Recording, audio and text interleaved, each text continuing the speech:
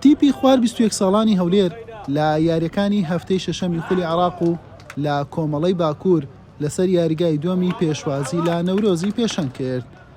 کوڕانی هەولێر زوو گورزی خۆیان وەشاند و لە خولەکی یەکەم عەبدوڵڵا یاسین تیپەکەی بە گۆڵ یەکەم پێشخست.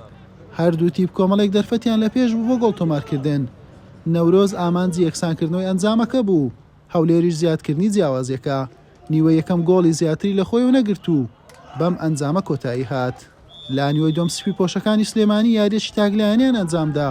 هەموو هەوڵەکانی تیپی سێبەری نەورۆز بۆ گەیشتن بە گۆڵ بوو. بەڵام محەممەد عارفی گۆڵپارێزی تیپی خوار 21 ساڵانی هەولێر بەرپەرچی سەر جەمهێرشەکانی دایەوە. 90 خولەکی کاتی یاسایی و 5 خولەکی زیادکرا و کۆتایی هات. ئەنجام گۆڕانکاری بەسەردا نەهات. یاری بە تاکە گۆڵێکی بێوەڵام بە سوودی هەولێر کۆتایی هات.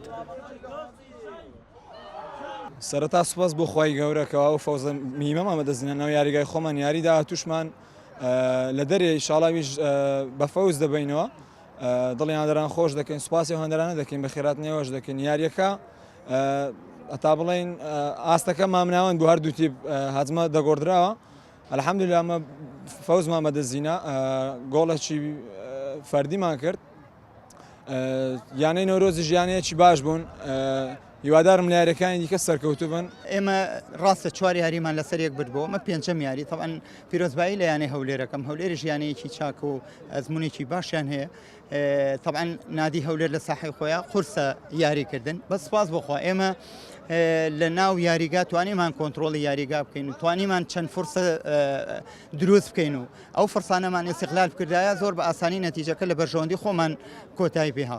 من لە ئەدای یاریزانەکان ڕازیم سپاس بخوایتر یاریە برنەوە و دۆڕانیشی تیایی شەڵا هەوڵین یاریەکانی داهاتوو بتوانین ئاسێکی باشتر و ئەنجامی باشتر بەدەست بێن. بەم شێوەیە تیپی خوار 21 ساڵان یانەی نەورۆز تووشی یەکەم شکست هات دوای 4 سەرکەوتنی بە دوایەک بەڵام بە 12 خاڵەکەی لە پێشەنجی کۆمەڵەکەی مایەوە. هەولێریش بە 9 خاڵ هەڵکشایە خانەی دووەمی ڕیزبەندی و تاکە تیپی ئەم کۆمەڵەیە تووشی شکست نەهاتووە. حوسێن محەممەد کەناڵی پێیام هەولێر.